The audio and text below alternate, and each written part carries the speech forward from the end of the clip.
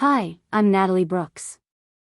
3 months ago, I stood in front of a mirror wearing the wedding dress I'd saved 2 years to afford, watching my phone light up with a single text from my mother that read, "We won't be attending your trivial event. You've chosen to settle, and we won't pretend to celebrate mediocrity." My parents didn't just skip my wedding.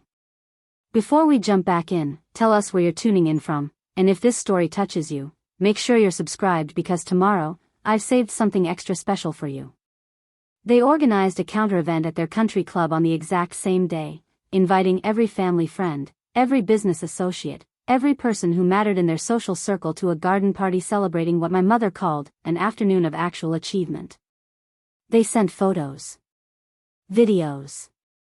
They made sure I knew that while I was saying my vows to the man I loved, they were toasting to my absence with champagne that cost more than my entire reception. But here's what they didn't know.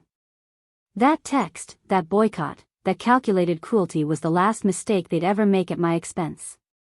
So what do you think happened when I stopped playing the role of the grateful failure I should have known something was wrong when my mother answered my call on the first ring? Normally, she'd let it go to voicemail, too busy with her charity luncheons or spa appointments to bother with me unless it was convenient. But that Tuesday afternoon, 6 weeks before my wedding, her voice came through clear and sharp. "Natalie. I assume you're calling about the guest list." I was standing in my tiny Pearl District apartment, surrounded by seating charts and place cards, trying to figure out how to fit 120 people into a venue that comfortably held 80. Derek was at work, teaching his afternoon history class to a room full of teenagers who actually listened to him because he had this gift for making the past feel alive. I'd been looking forward to telling my mother that we'd finalized the menu, that Claire had secured the string quartet we wanted, that everything was coming together despite our limited budget. Actually, I just wanted to tell you that we locked in the caterer. The tasting was amazing, and they're giving us a discount because Derek's uncle knows the owner. There was a pause. The kind that feels like a held breath before something shatters. "Natalie, your father and I need to discuss something with you. Can you meet us for dinner tonight?" The way she said it made my stomach tighten.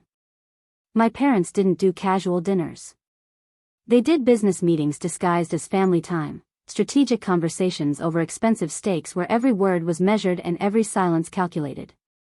"I have a venue walkthrough tonight with Claire. Can we do it this weekend?" "No. Tonight. 7 o'clock. The restaurant near our house. You know the one." She hung up before I could respond. I stood there holding my phone, staring at the seating chart spread across my coffee table, feeling that old familiar dread creeping up my spine. The same feeling I'd get as a kid when my father would summon me to his study to discuss my report card, even though I'd gotten straight A's. It was never about celebrating achievement in our house. It was about identifying where I'd fallen short of perfection.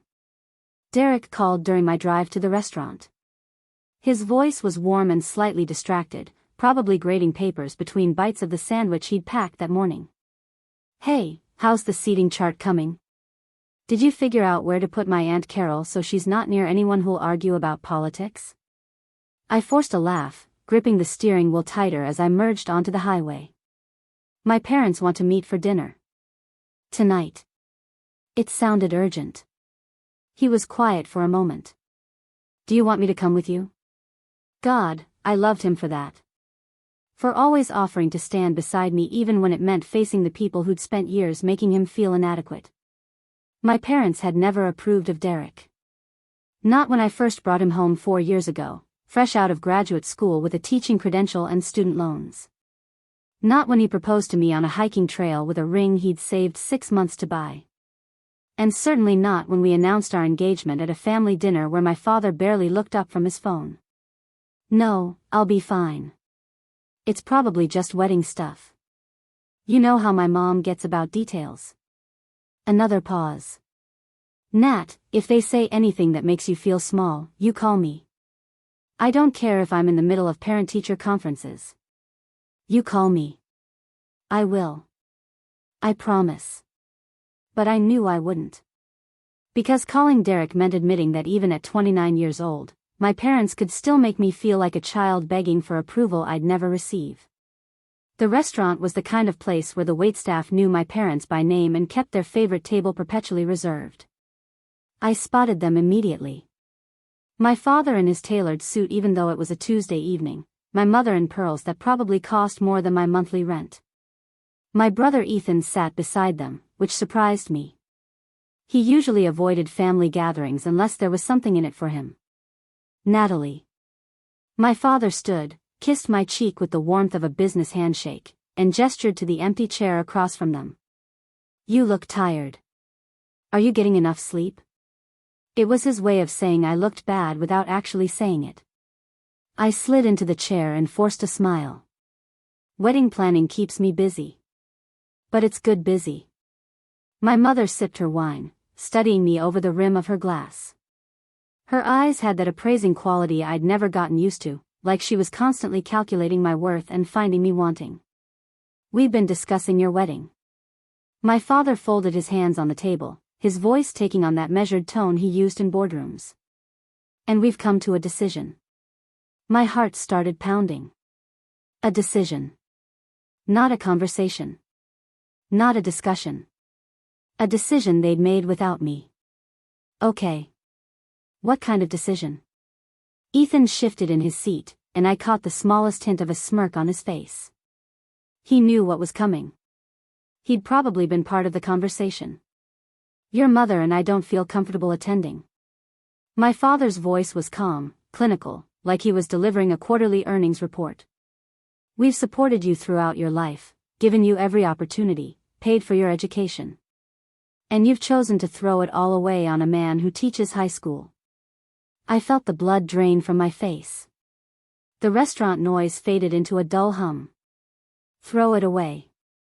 Like Derek was garbage. Like loving him was a failure.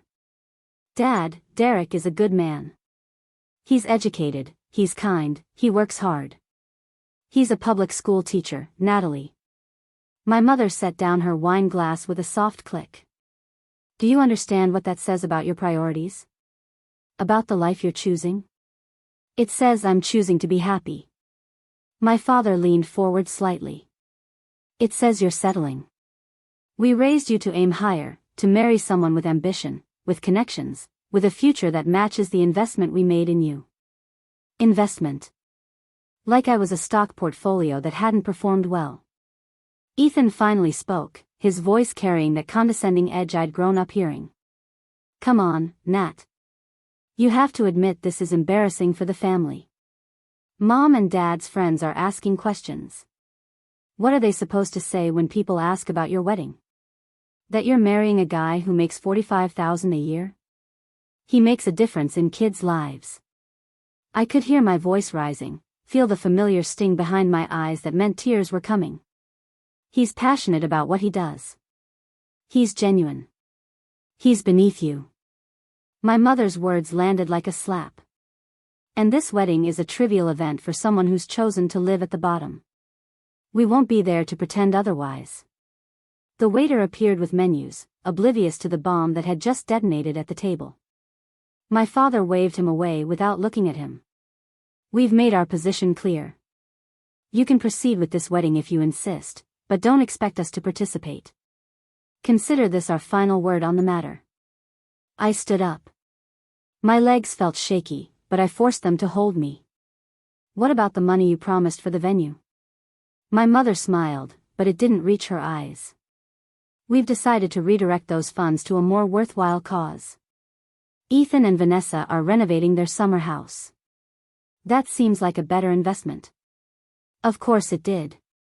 Ethan's summer house. Ethan's promotion last year.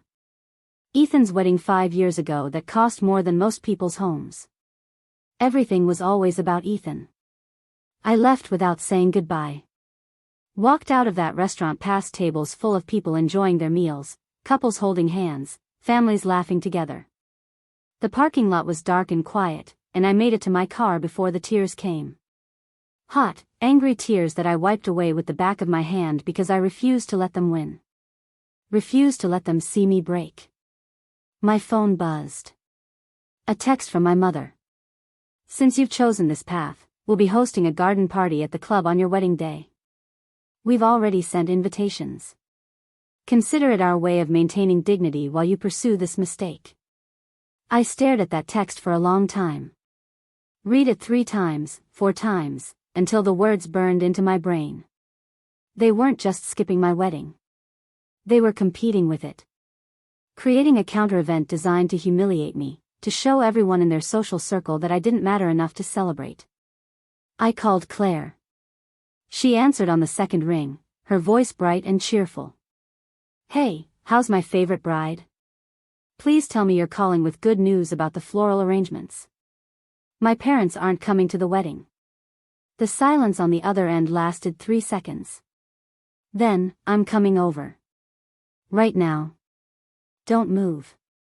She arrived 20 minutes later with a bottle of wine and a fury in her eyes that made me feel less alone. We sat on my tiny balcony overlooking the street, and I told her everything. The dinner. The text. The garden party meant to overshadow my wedding day. Claire listened without interrupting, which was one of the things I'd always loved about her. Preparing and narrating this story took us a lot of time, so if you are enjoying it, subscribe to our channel, it means a lot to us.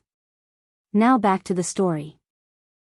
Back in college, when I'd helped her through her parents' divorce, when I'd stayed up all night helping her study for exams she was convinced she'd fail, when I'd loaned her money I couldn't afford to lose because she needed it more than I did, she'd always said I was the kind of friend who showed up.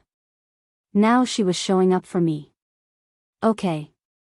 She set down her wine glass and looked at me with that determined expression I recognized from our college days. "Here's what we're going to do. First, we're going to make sure your wedding is so beautiful, so perfect, so full of love that their absence will be the most obvious thing in the room. Second, we're going to document everything. Every detail, every moment, every person who does show up for you. And third, we're going to make them regret this." How? I don't know yet. But we will. Because nobody treats my best friend like this and gets away with it. I wanted to believe her. Wanted to feel that spark of defiance that would carry me through. But mostly I just felt hollow. Tired. Like I'd been carrying the weight of their disappointment my entire life and someone had finally told me I could put it down, but I'd forgotten how to stand without it. Derek came over an hour later. Claire had texted him, ignoring my protests. He took one look at my face and pulled me into a hug that felt like coming home. "We don't need them." His voice was steady against my hair. "We never did. This wedding is about us. About the life we're building. And that's worth more than their approval ever was." I knew he was right. Knew that logically, rationally, their absence shouldn't matter. But it did. Because somewhere deep down, I'd still been hoping. Still been believing that maybe this time, maybe for my wedding, they'd show up and be proud. That they'd see Derek the way I saw him. That they'd realize I wasn't settling. I was choosing happiness over status, love over appearances, authenticity over their carefully constructed world of connections and calculations. That night, lying in bed beside Derek while he slept, I made a decision. I pulled out my phone and opened my notes app, and I started writing. Every dismissive comment my parents had ever made. Every time they compared me to Ethan and found me lacking. Every holiday where my achievements were glossed over while his were celebrated. Every birthday where their gifts came with criticism disguised as concern. I wrote about the time my father told me my nonprofit job was cute but not a real career. About my mother introducing me to her friends as our daughter who does charity work, in a tone that suggested I was unemployed. About Ethan's wedding, where I'd been seated at a back table with distant cousins while he basked in their pride. I wrote until my eyes burned and my fingers cramped. And when I was done, I had 10 pages of documentation. Not evidence in a legal sense, but proof that this wasn't about one wedding. This was about 29 years of being told I wasn't enough. That I'd never be enough unless I became who they wanted instead of who I was. The next morning, I called Gabrielle Santos. We'd met 3 years ago when I was working at the nonprofit, and she'd come in seeking help with a workplace discrimination case. I'd connected her with resources, helped her find pro bono legal support, stayed late to help her organize her documentation. She'd won her case and switched to employment law, telling me that if I ever needed anything at all, I should call. I hadn't spoken to her in over a year. But when she answered, her voice was warm with recognition. Natalie Brooks. I was just thinking about you the other day. How've you been? I'm getting married in 5 weeks. And I need help with something that might sound crazy. Try me. I told her about the wedding boycott. About the garden party. About my parents' history of making me feel inferior. And then I told her about something I'd discovered the night before, going through old financial documents my father had given me years ago for tax purposes. When I graduated college, my grandmother left me a trust fund. $50,000. My father was the trustee. He told me it was invested and I'd get access when I turned 30. But last night, I couldn't sleep, so I started going through paperwork. And I found the trust documents. Gabrielle, the money was supposed to be released to me at 25. That was 4 years ago. There was a pause. Do you have documentation? Everything. The original trust, the bank statements, transaction records. He's been using it. Transferring it. I think he gave some of it to Ethan for his house down payment. Natalie. Her voice shifted into lawyer mode. That's not just unethical. If you can prove he misappropriated trust funds, that's theft. Potentially fraud. I felt my heart racing. I didn't call you for legal action. I just wanted advice on how to handle the wedding situation. The wedding situation is connected to this. Think about it. They're calling you a failure while literally stealing your inheritance. They're hosting a competing event while benefiting from money that's legally yours. This isn't just about hurt feelings. This is about power and control. And if you want my advice, it's time to take both back. I sat in my apartment after that call, staring at the stack of documents I'd spread across my coffee table. Trust agreements. Bank statements.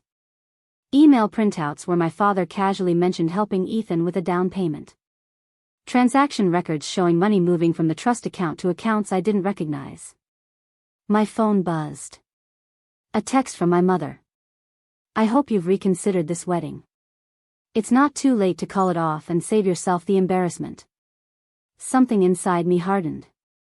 Crystallized. I'd spent my entire life trying to earn their love, their respect, their basic acknowledgement that I mattered. And they'd spent that time taking from me my confidence, my inheritance, my right to celebrate the most important day of my life without their shadow hanging over it. I texted Claire. Can you come over? I need to show you something. And bring Vince if he's available.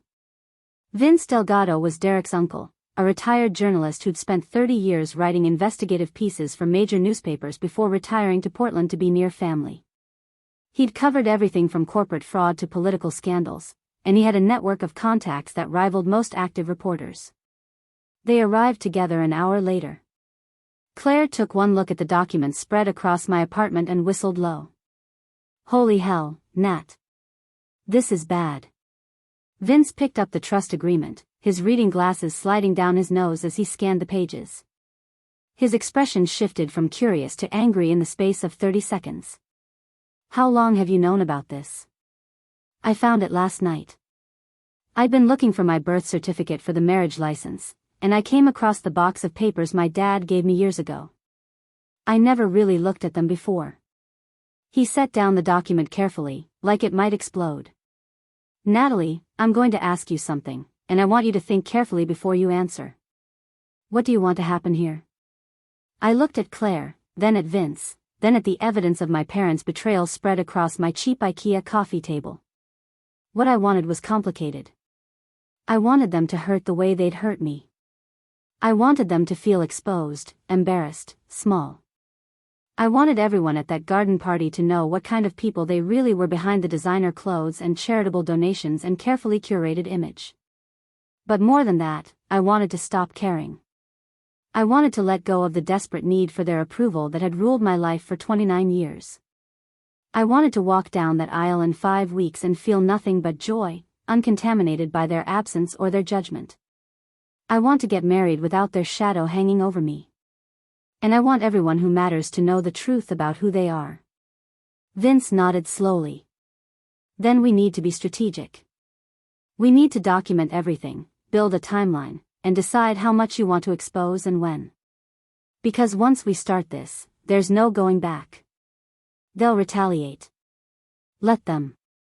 I was surprised by the steadiness in my own voice. I'm done being afraid of them.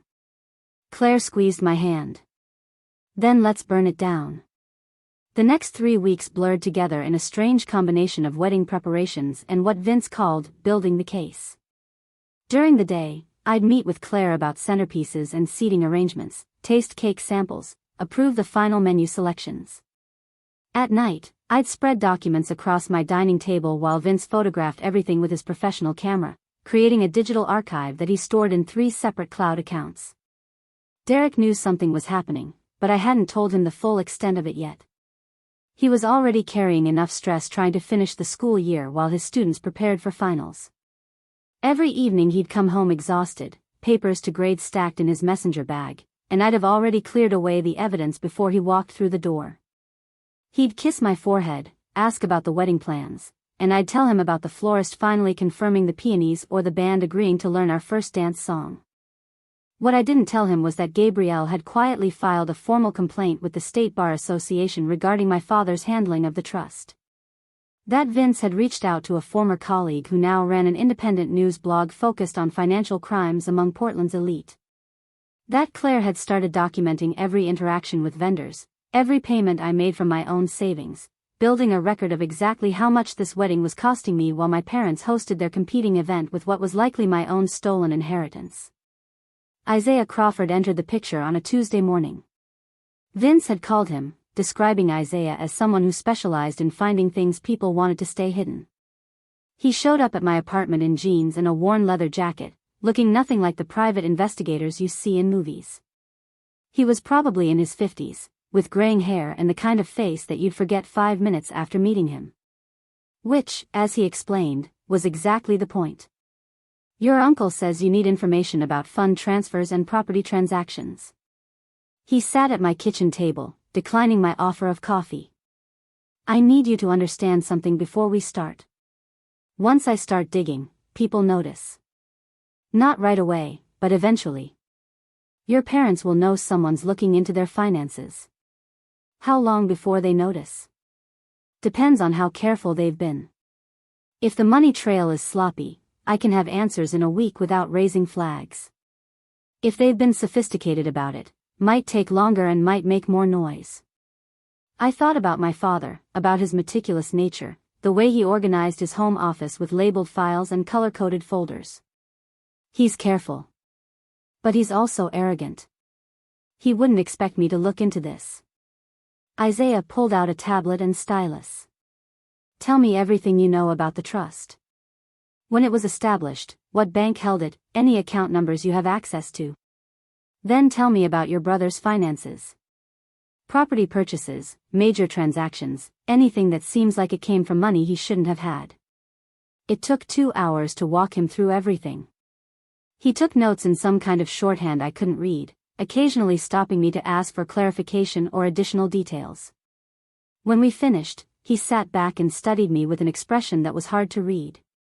You're doing this right before your wedding. That's either incredibly brave or incredibly reckless. Maybe both. I met his gaze. But I'm tired of being the person they get to step on. I'm tired of being invisible in my own family. He nodded slowly. I'll start with public records. Property deeds, business filings, anything that doesn't require me to go digging where I shouldn't. Give me a week, and I'll have something for you. After he left, I sat in my apartment and let myself feel the weight of what I'd set in motion. There was still a part of me that wanted to call it off, to apologize to my parents, to show up at their house and promise to be better, to try harder, to finally become the daughter they wanted. That part of me had been running my life for 29 years, making every decision through the filter of their approval. But there was a newer voice now. Quieter but growing stronger. The voice that remembered standing in that restaurant while they called my wedding trivial. The voice that had read my mother's text about hosting a competing event and felt something crack inside. The voice that whispered I deserved better, that Derek deserved better, that our love deserved to be celebrated instead of weaponized. Claire called that afternoon while I was pretending to work, staring at spreadsheets for the nonprofit without actually processing any of the numbers. The invitations for their garden party went out. My mom got one. She forwarded it to me. What does it say? She read it aloud, her voice tight with anger. Richard and Patricia Brooks request the pleasure of your company for an afternoon garden celebration honoring family, achievement, and the paths we choose. Saturday, June 15th, 2 to 6 at the Westlake Country Club. June 15th. That's your wedding day. I know. Nat, this isn't just them skipping your wedding. This is psychological warfare. They're making sure everyone who matters to them knows they're actively choosing not to attend. They're making their absence the statement. Good. Then everyone will see exactly who they are. Claire was quiet for a moment. You've changed. In the last 3 weeks, something shifted. You sound different. I feel different. For the first time in my life, I'm not trying to earn their love. I'm just trying to survive their hatred. That night, Derek and I had dinner at his mother's house. Helen Hayes lived in a small bungalow in southeast Portland, the kind of house that felt warm the moment you walked through the door. She'd raised Derek alone after his father died when Derek was 12, working 2 jobs to keep him in good schools, sacrificing everything so he could go to college. She'd never made him feel guilty for it, never held her sacrifices over his head like weapons. She just loved him, simply and completely. She'd made pot roast, Derek's favorite, and homemade rolls that filled the house with the smell of yeast and butter. We sat around her small dining table, and she asked about the wedding plans with genuine enthusiasm, wanting to know about the flowers and the music and whether we'd decided on a signature cocktail. My parents aren't coming. The words came out before I'd planned them. Derek's fork stopped halfway to his mouth. Helen set down her water glass carefully. What happened? I told her. Not everything, not about the trust fund or the investigation, but about the restaurant dinner and the text message and the garden party designed to humiliate me. As I talked, I watched her face shift from surprise to sadness to something harder. When I finished, she reached across the table and took my hand. Her fingers were rough from years of work, warm and solid and real. Then we'll make sure your wedding is so full of people who actually love you that their absence won't matter. We'll fill every chair, every corner, every moment with joy. And years from now, when you look back at your wedding photos, you won't see who's missing. You'll only see who showed up. I felt tears burning behind my eyes, but I blinked them back. Derek squeezed my other hand under the table. Mom's right. This day is about us. About our family. And family isn't always blood. Sometimes it's the people who choose to stand beside you. After dinner, while Derek helped his mother with dishes, I stepped outside onto her back porch. The evening air was cool, carrying the scent of the roses she grew along the fence. My phone buzzed with an email notification. Isaiah Crawford. The subject line read, Preliminary Findings. I opened it with trembling fingers. The email was brief and clinical. Property records show your brother purchased his current residence 4 years ago with a down payment of $95,000. At the time of purchase, his reported income from tax records wouldn't have qualified him for a conventional loan with that down payment unless he had significant assets. Cross-referencing with the trust fund timeline you provided, this purchase occurred 6 months after the trust should have been released to you. I'm still tracing the exact fund transfers, but the timing is notable. More to come. $95,000. Almost twice what my grandmother had left me. Which meant my father hadn't just taken my inheritance. He'd added to it, invested it, grown it, and then given it to Ethan like it was his own money to distribute. I forwarded the email to Gabrielle with a single line. Is this enough? Her response came within minutes. It's a start. We need the direct transfer records to prove the connection. But this establishes means and opportunity. Keep gathering. The wedding was 3 weeks away. Claire had the timeline mapped out on a massive spreadsheet that tracked every detail from the rehearsal dinner to the send-off at the end of the reception. We'd made adjustments after my parents' boycott, moving some things around, cutting costs where we could now that their promised contribution had evaporated. The venue at Riverside Community Center wasn't as glamorous as the Evergreen Estate where we'd originally planned to hold it, but it had huge windows overlooking the Willamette River and a warmth that the estate had lacked. Vince had been making calls to his old contacts in journalism. One afternoon he showed up at my apartment with his laptop and a grim expression. "I found someone who'll run the story. Tessa Williamson. She runs an independent blog that focuses on white-collar crime and corruption among Portland's wealthy families. She's got a following, and she's not afraid of lawsuits because she's meticulous about fact-checking." What would the story say? That depends on what you want to accomplish. We could focus on the trust fund theft, make it about financial crime. We could focus on the wedding boycott, make it about family cruelty and class prejudice. Or we could do both, show how they used your inheritance to elevate your brother while simultaneously shaming you for not meeting their standards. I thought about the garden party invitation, about my mother's careful wording. Honoring family, achievement, and the paths we choose. Every word designed to highlight that I'd chosen wrong, that I was the disappointment, the one who'd failed to live up to the Brooks family standards. Both. I want people to see both. The financial crime and the emotional abuse. I want them to understand this isn't just about money. It's about a family who systematically destroyed their daughter's sense of worth while literally stealing her inheritance. Vince nodded. "Tessa will need to interview you. On the record. You'll have to be willing to use your name, to let this be public." "When?" "After the wedding. You don't want this dropping before your big day. Let them have their garden party, let them think they've won. Then we show everyone what they really are." The next week passed in a strange haze. I went through the motions of final wedding preparations, confirmed vendor details, picked up my dress from its final alteration. Derek and I attended our last pre-marriage counseling session with the officiant, talking about communication and conflict resolution and building a life together. I smiled and nodded and said all the right things, while part of my mind was calculating timelines and evidence chains and the exact moment when I'd stop being my parents' victim and become their reckoning.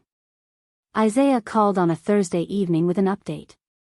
His voice on the phone was carefully neutral, the way someone sounds when they're about to deliver news they know will hurt. "I traced the transfers. The money from your trust went to an LLC your father controls. From there, it was distributed to several places. $120,000 to your brother, which he used for the house. $50,000 to a political campaign your father supported. The rest stayed in the LLC, invested in stocks. Current value is approximately $200,000. I did the math in my head. My $50,000 inheritance, grown through investments I'd never authorized, used to benefit everyone except me.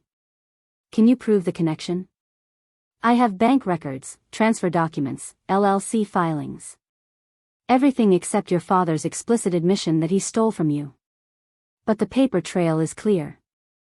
Money goes from the trust to the LLC on the same day the trust should have been released to you. Then it immediately starts flowing outward. Any lawyer worth their retainer will be able to make the case. Send everything to Gabrielle Santos. She's my attorney." "Already done." He paused. "Natalie, I've been doing this work for 20 years. I've seen families destroy each other over money, over power, over nothing at all. But what your parents did, this wasn't just theft. This was erasure. They took your inheritance and used it to build up your brother while simultaneously making you feel like you didn't deserve anything. That's not just criminal. It's cruel." After he hung up, I sat in my apartment and let myself feel the full weight of it. Not just the anger or the betrayal, but the grief. Grief for the family I'd never really had, for the parents who'd never actually seen me, for the childhood I'd spent trying to earn love that was never going to be freely given. Derek found me like that an hour later, sitting in the dark on our balcony. He didn't ask what was wrong. He just sat beside me and waited. Finally, I told him everything. The trust fund, the investigation, the evidence we'd gathered, the story that was waiting to publish. I told him about Isaiah's findings, about the money trail, about how my inheritance had paid for Ethan's house while I'd been working 2 jobs to save up for a wedding my parents had called trivial. He listened without interrupting. When I finished, he was quiet for a long time. Are you doing this for justice or for revenge? It was a fair question.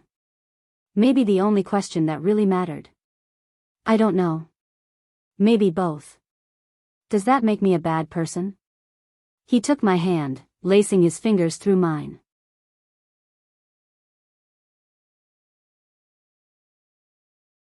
It makes you human. They hurt you. They're still hurting you. You have every right to want them to face consequences. But I need you to be sure this is what you want. Because once that story publishes, there's no taking it back. Your relationship with your family, whatever's left of it, will be over. You'll be the daughter who exposed them, who aired their secrets, who chose revenge over reconciliation. There's nothing left to reconcile. I looked at him in the dim light from the street lamp below. They made their choice when they decided I wasn't worth celebrating. When they took my inheritance and gave it to Ethan. When they scheduled a party on my wedding day specifically to humiliate me. I'm not ending our relationship. I'm just refusing to pretend we have one. He pulled me closer, and I rested my head on his shoulder. Okay. Then we do this. But after the wedding. Let's have one perfect day that's just about us, about our love, about our future. Then we deal with them. The final 2 weeks before the wedding moved faster than I expected. Claire had everything organized with military precision. The rehearsal dinner was planned at a small Italian restaurant where Derek and I had our first date.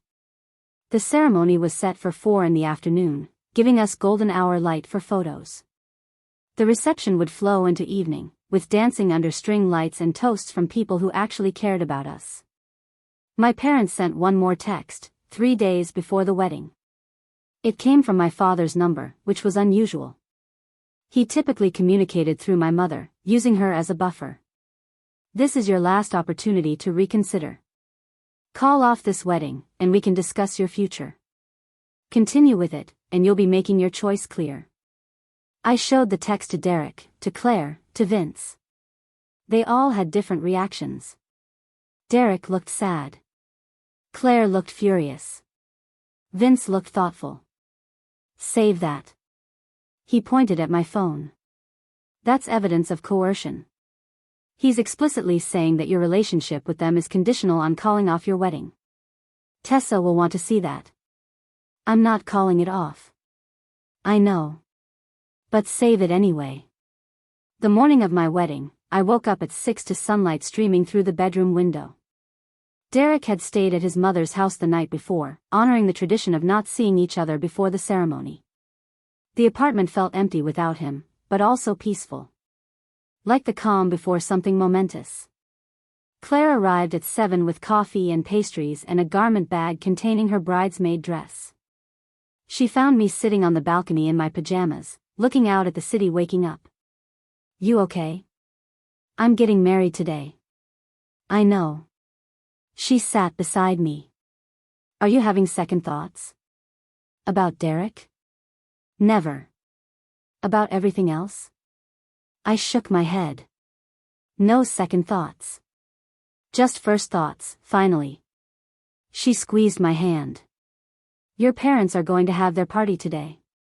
They're going to post photos online, they're going to smile for cameras, they're going to pretend this is normal. And we're going to let them. Because tomorrow, the whole world is going to see who they really are. The hairstylist arrived at 9.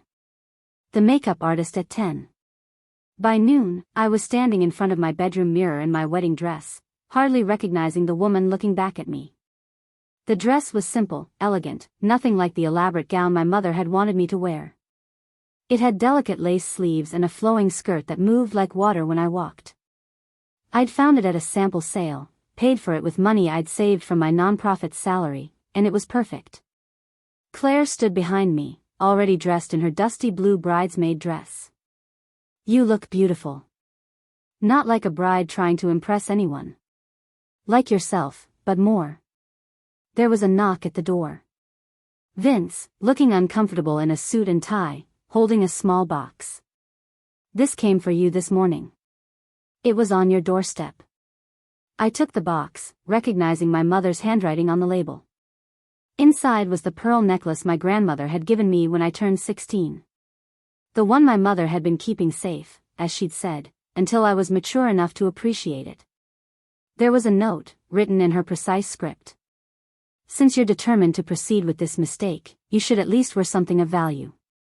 The pearls are a family heirloom. Try not to diminish them further with your choices." I stared at that note for a long moment. Then I handed the box back to Vince. "Hold on to this. It's evidence of harassment. But I'm not wearing them." "What will you wear instead?" Claire disappeared into my bedroom and emerged with a small velvet box. Inside was a simple silver necklace with a small pendant shaped like a compass. "Derek's mom gave me this to give to you this morning. She said every bride needs something borrowed, and she wanted you to have this."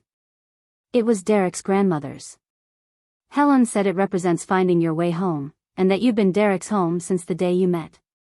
I put on the necklace, and it settled against my collarbone like it had always belonged there. This is what I'll wear."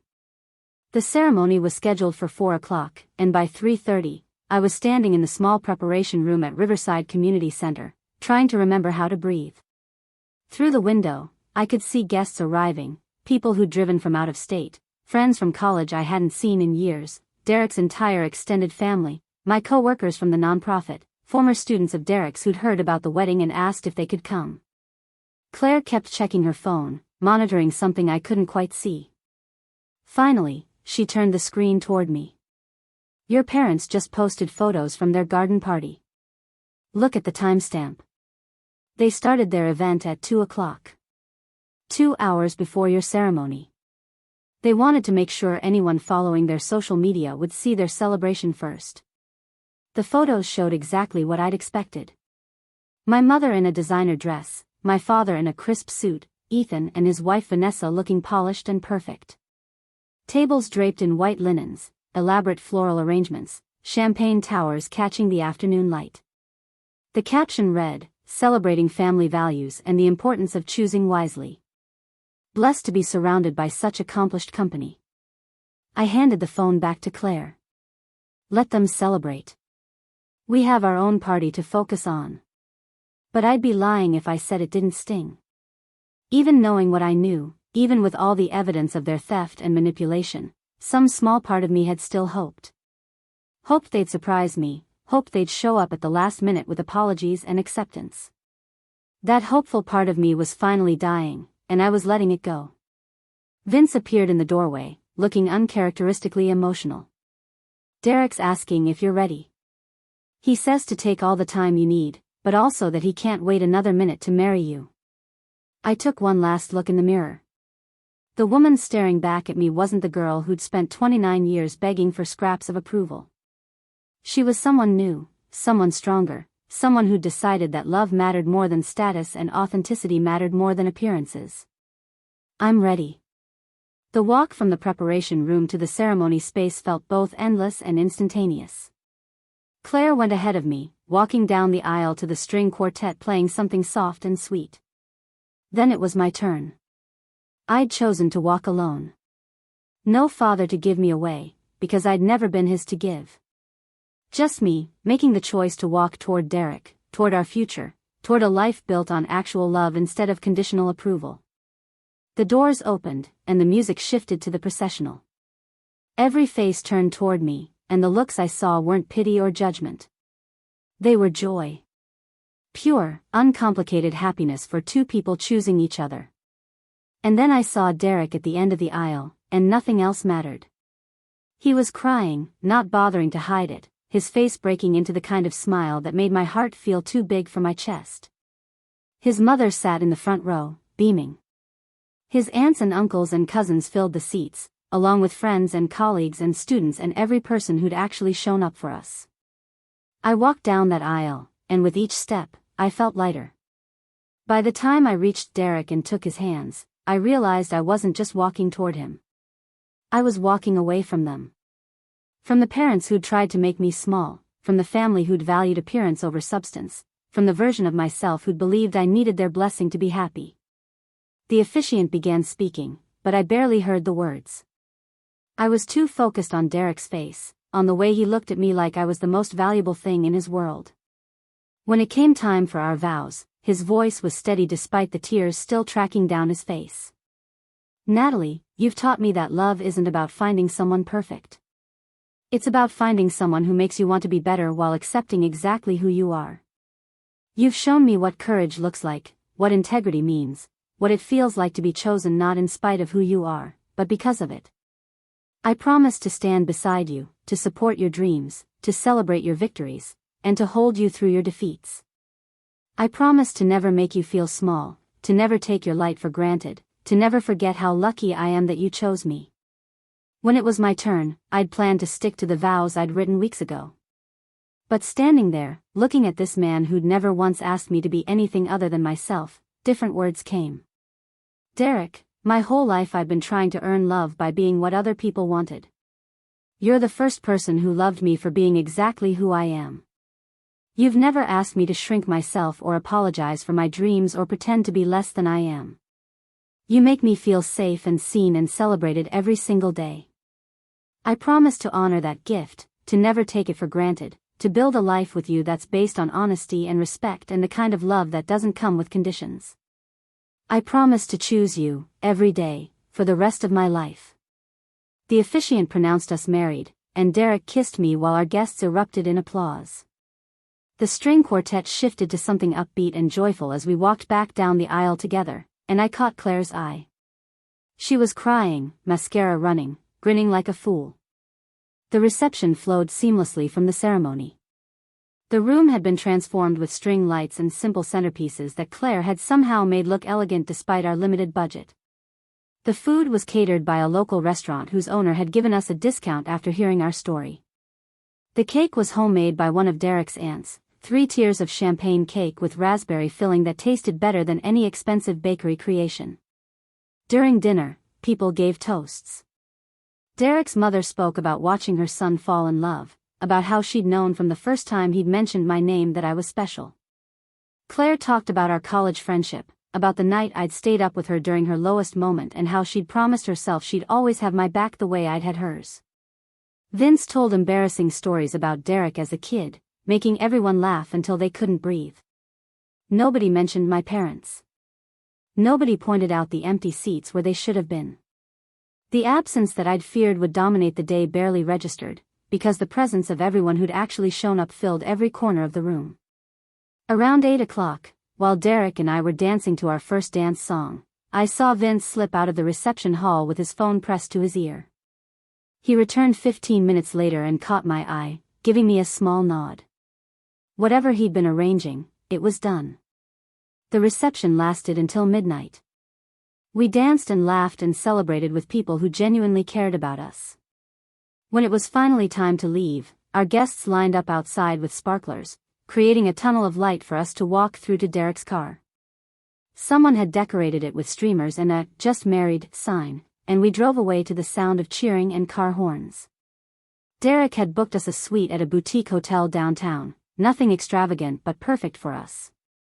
We stumbled into the room exhausted and exhilarated, and I kicked off my heels with a groan of relief. We did it. Derek pulled me close, still in his suit, my dress slightly rumpled from hours of dancing. We actually did it. Best day of my life. And I meant it. Despite everything, despite my parents' cruelty and the competing garden party and years of feeling inadequate, this day had been perfect. Because it had been ours. We fell asleep tangled together, still half-dressed, too tired to do anything but hold each other. When I woke up the next morning, sunlight was streaming through the hotel windows, and Derek was already awake, propped up on one elbow watching me. "Good morning, Mrs. Hayes." I smiled, testing out the name.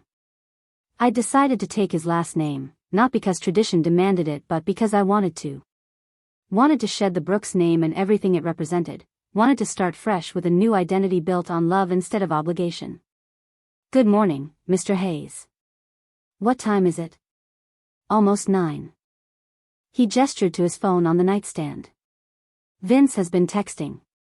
Says we should check the news when we're ready. My heart started pounding. The article. Tessa Williamson's piece. It must have gone live. I reached for my phone, which I'd silenced the night before. The screen was lit up with notifications.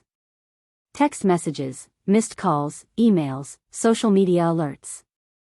I opened my browser and searched for Tessa's blog. The article was the top story. The headline read, Portland executive accused of stealing daughter's inheritance to fund son's lifestyle while boycotting her wedding. I sat up, pulling the hotel robe around myself, and started reading. Tessa had been thorough. The article laid out everything. The trust fund my grandmother had established, the timeline of when it should have been released, the transfers to my father's LLC, the subsequent payment to Ethan for his house. She'd included excerpts from the trust documents, bank statements with account numbers redacted but amounts visible, property records showing Ethan's purchase. But she hadn't stopped at the financial crime. The article detailed the wedding boycott, including screenshots of my parents' garden party posts with their timestamps showing they'd started their event hours before my ceremony. She'd quoted my father's final text about reconsidering the wedding, framing it as evidence of coercion. She'd interviewed several unnamed sources, people who'd witnessed my parents' treatment of me over the years, friends who confirmed the pattern of favoritism toward Ethan. The piece concluded with a statement from Gabrielle, speaking as my attorney. Ms. Brooks Hayes has filed a formal complaint regarding the misappropriation of her trust fund. We have substantial documentation supporting her claims and will be pursuing both civil and criminal remedies. This isn't just about recovering stolen funds. It's about holding people accountable for financial elder abuse and exploitation. I looked at Derek, who was reading over my shoulder. His face was grim. How do you feel? Honestly? Terrified. And relieved. And vindicated. All at once. My phone started ringing. Claire. I answered, and her voice came through loud and excited. Have you seen it? It's everywhere. Every Portland news outlet has picked it up. It's trending on social media. People are furious at your parents. I switched to speaker so Derek could hear. What are people saying? That your parents are monsters. That this is financial abuse. There are comments from people sharing their own stories of family members stealing inheritances. Someone started a hashtag, Justice for Natalie. Your mom's charity organizations are getting flooded with questions about her ethics. Your dad's company stock dropped 3 points this morning. I felt dizzy. This was what I'd wanted, what I'd planned for, but hearing it described made it real in a way I hadn't fully prepared for. What about my parents? Have they responded? Not publicly. But Ethan posted something on social media about family privacy and false accusations. He's getting destroyed in the comments. People found photos from his house and are comparing them to the timeline in the article, doing their own math about how he could afford it. After Claire hung up, Derek and I sat in silence for a moment. Then my phone rang again. My mother. I stared at the screen, my finger hovering over the decline button. You don't have to answer. Derek's voice was gentle. You don't owe them anything. But I wanted to hear what she'd say. Wanted to know how they'd try to spin this now that the truth was public. I answered and put it on speaker. How could you do this? My mother's voice was shaking, whether with rage or tears I couldn't tell. How could you humiliate us like this? We're being crucified online, your father's business is in jeopardy, Ethan is being harassed. All because you couldn't handle us missing one event. You didn't miss an event, Mom. You organized a competing party specifically to humiliate me. And you did it with money Dad stole from my inheritance. That money was being invested for your future. Your father was protecting it. Protecting it by giving it to Ethan? By using it for political donations? That's not protection, that's theft. There was a long pause. When she spoke again, her voice had shifted to the tone she used when she was trying to manipulate me. "Natalie, we can fix this. Take down the article, issue a statement saying there was a misunderstanding. We'll give you the money, we'll apologize, we'll even meet with Derek if that's what you want. But you have to stop this now before it destroys everything." "Before it destroys your reputation, you mean? Before people see who you really are. We're your parents. We raised you, we sacrificed for you, we gave you every advantage. This is how you repay us.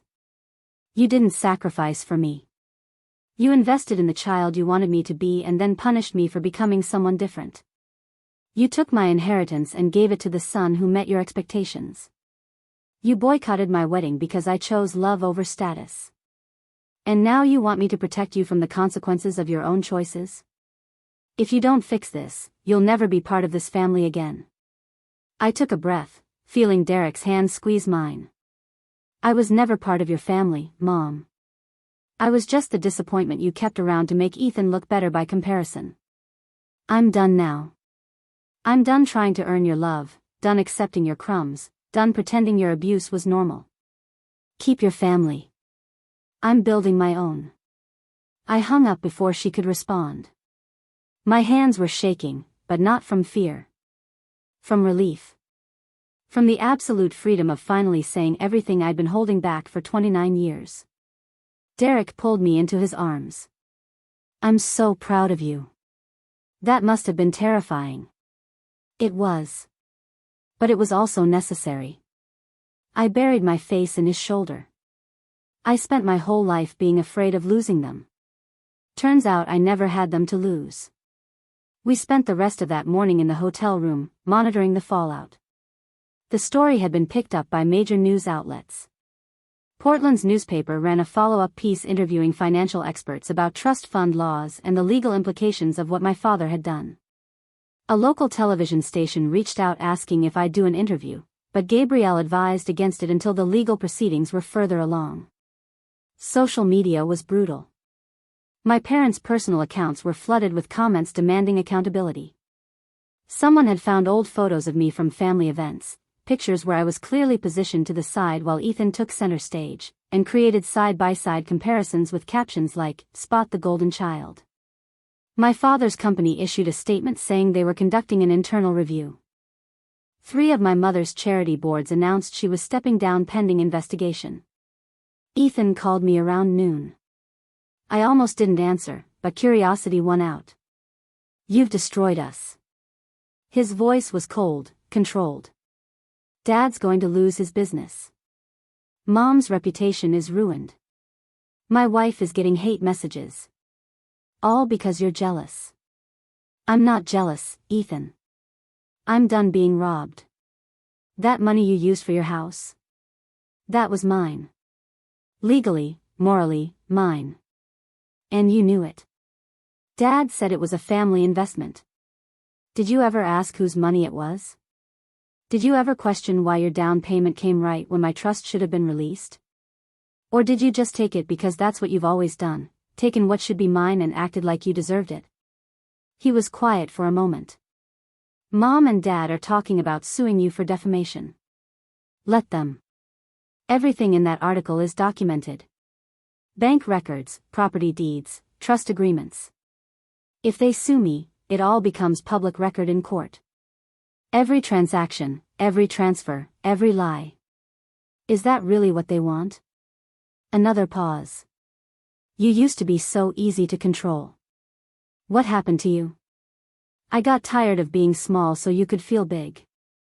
I got tired of my accomplishments meaning nothing while yours got celebrated. I got tired of watching you benefit from my inheritance while I got told I was settling for choosing love over money. I grew up, Ethan. That's what happened."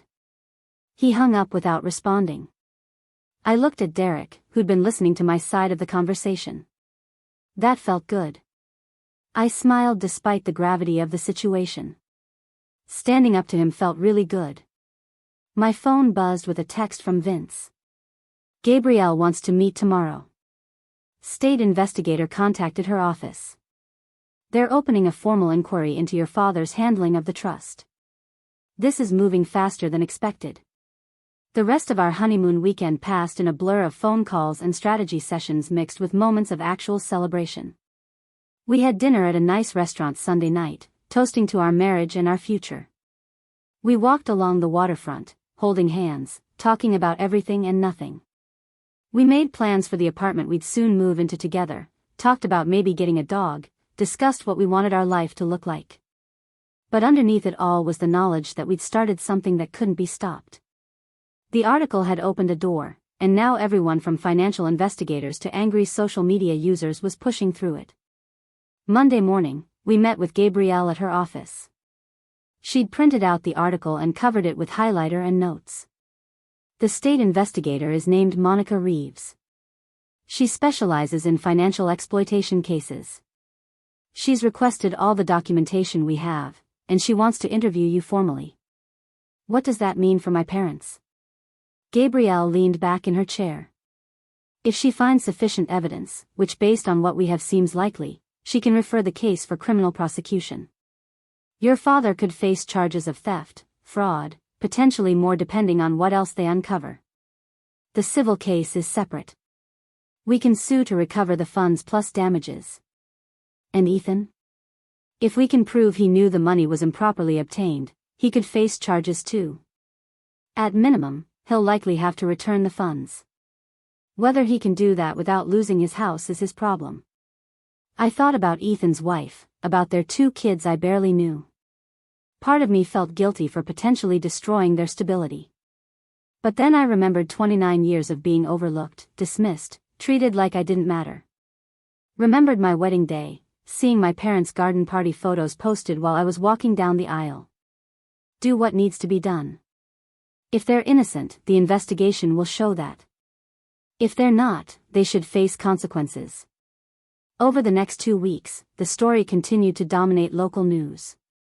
My father's company placed him on administrative leave. My mother stopped posting on social media entirely after her accounts were review-bombed.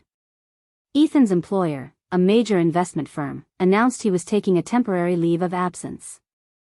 I returned to work at the nonprofit, where my co-workers were supportive but clearly fascinated by the drama. My boss called me into her office the first day back. I want you to know that we support you. What you're going through, standing up to family like that, it takes courage. If you need time off, if you need adjusted hours, whatever you need, just ask. Thank you. I meant it. Having support, having people who believed me without question, made everything more bearable. People I hadn't spoken to in years reached out. Old high school friends who'd witnessed my parents' treatment of me, distant relatives who'd always wondered about the family dynamics, even a few of my parents' former friends who said they'd suspected something was wrong for years. One message particularly stuck with me. It was from a woman named Teresa, who'd been my mother's closest friend when I was growing up. I'm sorry I never said anything. I saw how they treated you, how they favored Ethan, how they made you feel invisible. I told myself it wasn't my place to interfere. I was wrong. I should have spoken up. I should have told you that you deserved better. I'm glad you're finally free of them. Derek and I settled into our new routine as a married couple. We combined our belongings in the apartment, figured out who did which chores, learned each other's rhythms in this new official capacity. He was patient with my mood swings, the days when the stress of the legal proceedings made me snappy or withdrawn. I tried to reciprocate by being present during his stressful end-of-school-year chaos. 3 weeks after the article published, Gabrielle called with an update. Monica Reeves wants to meet with you next week. She's gathered additional evidence.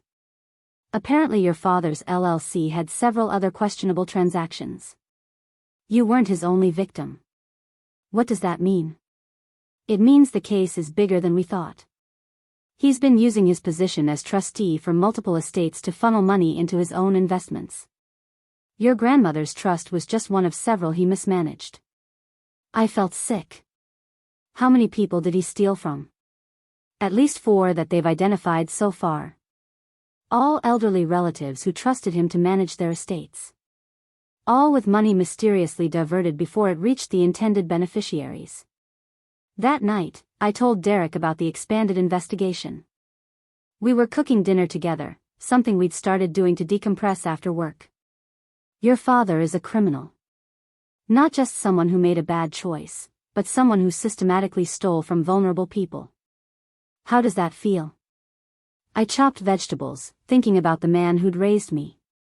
The one who'd always seemed so upright, so ethical, so concerned with appearances and reputation. Turns out that's all it was. Appearances. He wanted to look like a good man without actually being one. Are you going to testify against him? If they ask me to, yes. He deserves whatever consequences come from his choices. The meeting with Monica Reeves took place on a Tuesday morning in a nondescript government building downtown. Gabrielle accompanied me, her presence steady and reassuring as we navigated through security and up to the third-floor conference room where Monica waited. Monica Reeves was younger than I'd expected, probably in her early 40s, with sharp eyes and an efficiency about her that suggested she didn't waste time on pleasantries. She shook my hand firmly and gestured for us to sit at the long conference table where several thick folders were already spread out. Thank you for coming in, Ms. Brooks-Hayes. I've been reviewing the documentation your attorney provided, and I have some questions. She opened one of the folders. But first, I want you to understand where we are in this investigation. Your father's financial activities have raised significant red flags across multiple accounts. We've identified at least 6 separate trusts where funds were diverted improperly. The total amount exceeds $1.2 million. The number hit me like a physical blow. $1.2 million. My $50,000 was just a fraction of his theft. Who were the other victims? Monica pulled out a list. Your grandmother's sister, 2 of your father's elderly cousins, a family friend who named him executor of her estate, and his own mother before she passed. All people who trusted him. All people who were either elderly or deceased when the money should have been distributed. My father's mother. My other grandmother, who died when I was in college. She'd always been kind to me, slipping me $20 bills when my parents weren't looking, asking about my art classes with genuine interest. I felt rage building in my chest. He stole from his own mother? Monica nodded. $73,000 from her estate that should have been distributed to various grandchildren. Instead, it went into his LLC and was used for stock purchases. She leaned forward. Here's what I need from you. I need a detailed timeline of your relationship with your father, specifically focusing on financial matters. Any time he discussed money, investments, your future. Any promises he made about the trust. Any indication he was aware of the legal distribution requirements. For the next 3 hours, I walked Monica through everything I could remember. The conversation when I was 25 and asked about accessing my grandmother's trust. My father's explanation that it was being invested for my future, that I'd get it when I was more financially mature. The times I'd asked for help with student loans and been told I needed to learn financial responsibility while Ethan's loans were quietly paid off. The paperwork he'd had me sign over the years, documents I'd barely read because I trusted him. Gabrielle occasionally interjected with clarifying questions or legal context. Monica took notes in a precise shorthand, occasionally asking me to repeat specific phrases or dates. When we finished, Monica closed her notebook and looked at me directly. Your father is going to claim he was investing the money with the beneficiary's best interests in mind. That he planned to distribute it eventually with returns. That's the defense I'm expecting. But that's not what happened. He gave my money to Ethan. He used it for political donations and personal investments. I know. And we have documentation proving that. But I need you to be prepared for what comes next.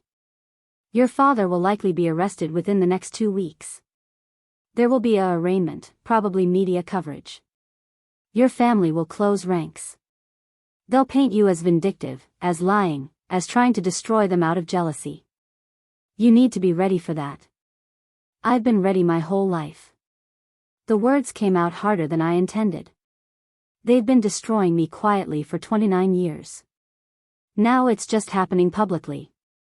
Monica's expression softened slightly.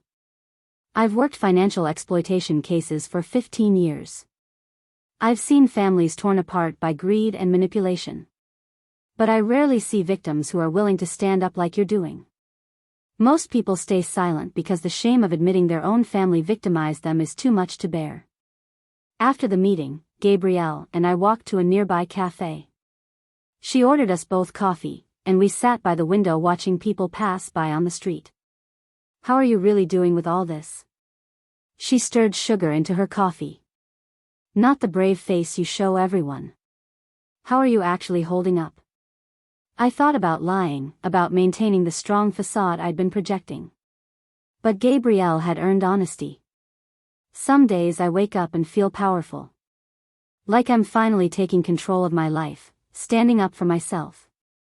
Other days I wake up and feel like a terrible person. Like I'm destroying my family over money, like I should have just let it go." "You're not destroying your family. Your father did that when he chose theft over integrity. You're just refusing to be complicit in the cover-up." "I know. Intellectually, I know that. But there's still this voice in my head that sounds like my mother, telling me I'm being dramatic, that family loyalty matters more than being right." That voice gets quieter. Gabrielle smiled sadly. "I know because I had one too. My family wasn't like yours, but I had people who made me feel small, who made me doubt myself. When I finally stood up to them, that voice screamed at me for months. Now it's barely a whisper." "How long did it take?" "Couple years. But it gets easier every day you choose yourself over their expectations." Work became my refuge. At the nonprofit, I was valued for my skills, not measured against impossible standards. My projects helping low-income families access legal resources felt meaningful in a way that my parents' world of status and appearances never had. My co-workers treated the ongoing legal drama with respectful distance, asking if I was okay but not prying for details. Derek's school year ended, and he threw himself into summer preparations. He'd signed up to teach summer school, wanting to help students who'd fallen behind catch up before the next year. I loved watching him plan lessons, seeing his passion for education transform even reluctant learners into engaged students. One evening in mid-June, about 6 weeks after our wedding, we were making dinner when my phone rang. Unknown number. I almost didn't answer, but something made me pick up. "Is this Natalie Brooks Hayes?" "Yes." "Who's calling?" "My name is Margaret Chin. I'm your father's cousin Helen's daughter. I know we've never met, but I saw the news about your father and the investigation. I needed to call you." I put the phone on speaker so Derek could hear. "Okay. What did you need?" "My mother died 3 years ago. She left money for me and my sister in a trust. Your father was the executor. We never saw a dime. He told us the estate was smaller than expected, that medical bills and final expenses ate up most of it. We believed him because he's family, because he seemed so trustworthy. But after seeing your story, I looked into it. My mother's estate was worth $300,000. We should have each gotten $100,000. Where did that money go?" I felt my hands go cold. "Into his LLC, probably. The investigator said he stole from multiple trusts. Your mother's might be one of them." Margaret's voice cracked. "My sister and I could have bought houses. Could have paid off student loans. We've been struggling for years while he probably used our inheritance to fund his lifestyle." "Have you contacted the investigator?" "Monica Reeves with the State Financial Crimes Division?" "Not yet. I wasn't sure if I should, if I have enough proof. I was hoping you could tell me if it's worth pursuing." "It's absolutely worth pursuing. And Margaret, I'm so sorry. I'm sorry he did this to you. I'm sorry it took my story going public for you to find out. Nobody should have to discover they've been robbed by family." After we hung up, I sat in silence for a moment. Derek put his hand on my shoulder. "That's the 4th person who's reached out saying your father stole from them." "5th. I corrected quietly. "Someone from his office called yesterday. Said they'd loaned him money years ago that he never repaid. Claimed he was investing it for them." "How many more people are out there?" I don't know.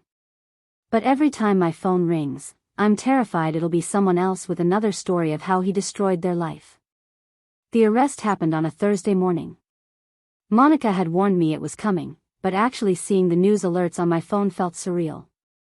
Portland executive Richard Brooks arrested on multiple counts of fraud and theft. The news stations ran footage of him being led out of his office in handcuffs, his lawyer beside him refusing to comment. My mother called within the hour. I let it go to voicemail. She called again. And again. Finally, she left a message, her voice shaking with rage. Your father has been arrested. Are you happy now? You've destroyed a good man over a misunderstanding. He was protecting those assets, growing them so the beneficiaries would get more. But you couldn't see that. You had to twist everything into some narrative where you're the victim. I hope you can live with yourself. I saved the voicemail. Gabrielle had told me to document everything, especially attempts at manipulation or intimidation. I sent it to her with a brief text. Exhibit A and why I don't take their calls. The arraignment was scheduled for the following week. Gabrielle asked if I wanted to attend. Part of me wanted to see my father face consequences publicly. But a larger part of me wanted to be anywhere else. I'll go if I need to testify. Otherwise, I'd rather not be there. You don't need to testify at the arraignment. That's just where they formally charge him and set bail. The trial is where we'll need you. How long until trial? Could be 6 months, could be a year. These cases take time. But Natalie, you should prepare yourself. Based on the evidence, the prosecution is confident they can get a conviction. Your father is looking at potential prison time. Prison. My father, who'd spent his entire life cultivating an image of success and respectability, might end up in prison. I waited for the satisfaction to hit, the sense of justice served. Instead, I just felt tired. The news coverage of the arrest was extensive. Every major Portland outlet ran stories detailing the charges, the multiple victims, the systematic nature of the theft. Financial experts were interviewed about how someone in a position of trust could exploit it so thoroughly. The comments sections were brutal, people expressing outrage at someone stealing from elderly relatives and using the money for personal gain. My father's company released a statement terminating his employment effective immediately. My mother's remaining charity positions quietly disappeared. Ethan's leave of absence became permanent when his firm asked for his resignation. Through it all, none of them reached out to apologize. Not to me, not publicly, not to the other victims. They circled wagons, hired expensive lawyers, and prepared to fight every charge. Claire came over one evening with wine and takeout. We sat on my balcony, and she filled me in on the social media response. You've become kind of a folk hero. People are calling you brave for standing up to your family. There are articles about financial abuse and how to recognize it.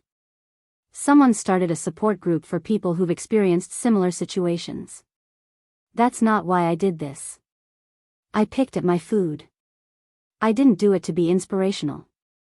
I did it because I was angry and hurt and wanted them to face consequences. Those things aren't mutually exclusive. You can be acting from personal pain and still inspire others. The woman from Austin reached out, by the way.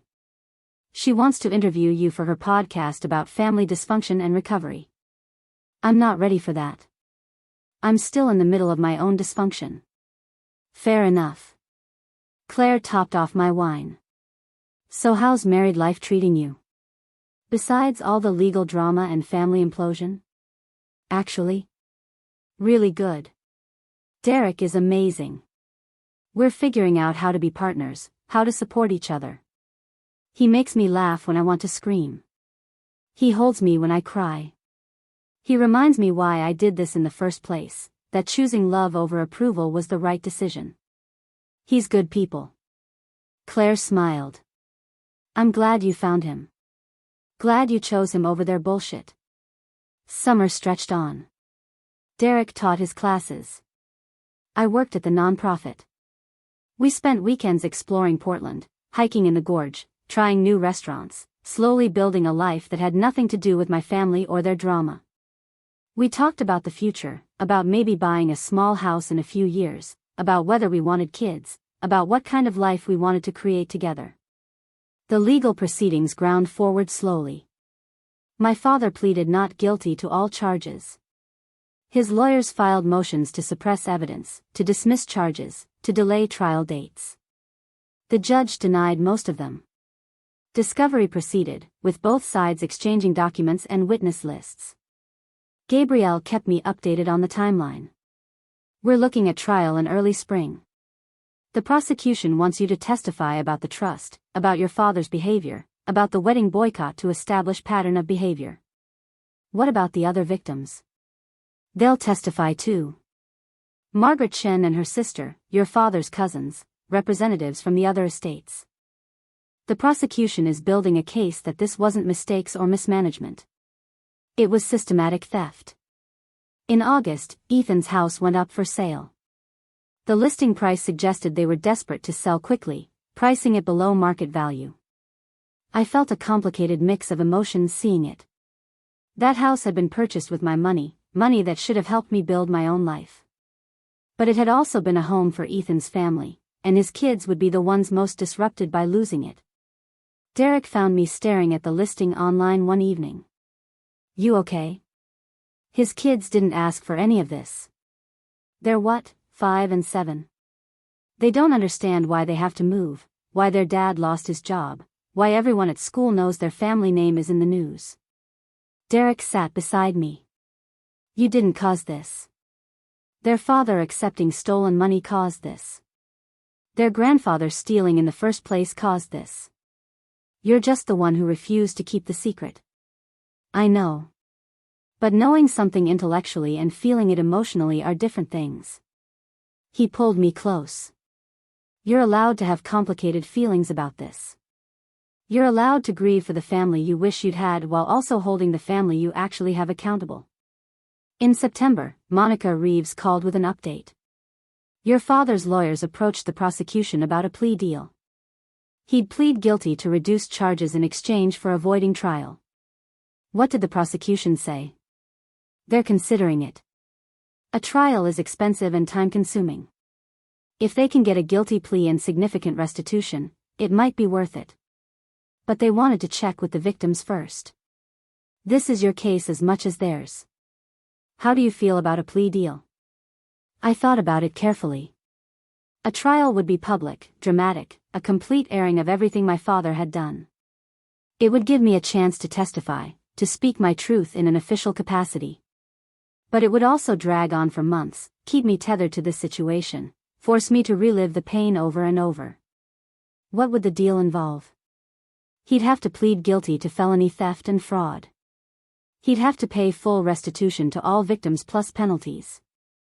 He'd likely serve some prison time, probably 2 to 5 years. And he'd have a permanent criminal record.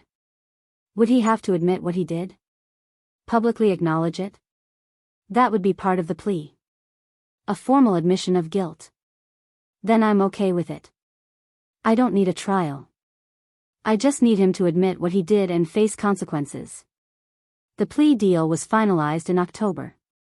My father stood in court and admitted to stealing from 6 different trusts, including mine. He admitted to using the money for personal investments and to benefit his son. He was sentenced to 4 years in prison with possibility of parole after 2. He was ordered to pay back every dollar stolen plus 20% penalties and interest. I didn't attend the sentencing. Gabrielle represented me and called afterward with the details. It's done. He's going to prison. You'll start receiving restitution payments once his assets are liquidated. How did he look? Old. Defeated. Nothing like the powerful man you grew up with. His lawyers tried to get him a suspended sentence, house arrest, anything but actual prison. The judge wasn't having it. Said that people in positions of trust who exploit that trust deserve significant consequences. After the call, I sat with Derek on our couch and let myself feel everything I'd been holding back. Relief that it was over. Grief for the father I'd never really had. Anger at the years stolen from me. Sadness for the family that could have been if they'd chosen love over status.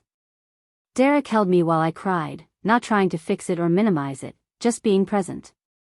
When the tears finally stopped, I felt lighter. Empty, but in a good way. Like I'd been carrying a weight for so long that I'd forgotten what it felt like to stand up straight. Over the next few months, life started to feel normal again. The news cycle moved on to other stories. My father began serving his sentence at a minimum security facility. My mother sold their house and moved into a smaller condo, her social circle decimated by the scandal. Ethan and his family relocated to another state, trying to start fresh away from the notoriety. The restitution payments started coming through. My $50,000 plus growth and penalties ended up being close to $90,000. I put most of it in savings, used some to pay off the last of my student loans, donated a portion to the nonprofit where I worked. Claire threw me a party to celebrate the end of the legal proceedings. Just a small gathering of close friends, but it felt significant. A chance to mark this chapter closing and a new one beginning. Vince gave a toast that made everyone laugh and cry. To Natalie, who taught us all that family isn't about blood or obligation. It's about showing up, standing up, and refusing to accept less than you deserve. To chosen family, to justice, and to the courage it takes to walk away from people who should have loved you better. A year after the sentencing, Derek and I bought our first house. Nothing extravagant, just a small craftsman bungalow in southeast Portland with a front porch and a backyard big enough for the garden I'd always wanted. We used part of the restitution money for the down payment, and I felt a quiet satisfaction knowing that the money my father had stolen was now building something good, something honest, something ours. Moving day was chaos. Derek's family showed up in force, his mother directing traffic while his uncles hauled furniture and his aunts unpacked kitchen boxes. Claire orchestrated everything with her usual efficiency, making sure each box ended up in the right room. Vince showed up with pizza and beer, claiming he was too old for heavy lifting but managing to help anyway. Nobody from my biological family reached out. No congratulations card, no acknowledgement that I'd hit this milestone.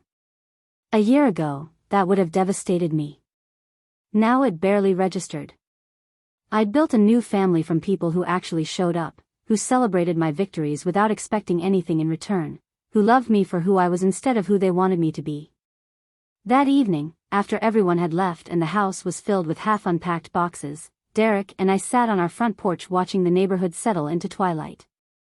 A couple walked by with their dog. Kids rode bikes down the street. Someone a few houses down was grilling, the smell of charcoal and cooking meat drifting on the breeze. This is ours. I leaned against Derek's shoulder. Nobody can take it away, nobody can use it against us. It's just ours. He kissed the top of my head. Best investment we ever made. And I'm not talking about the house. I'd started therapy a few months after the sentencing.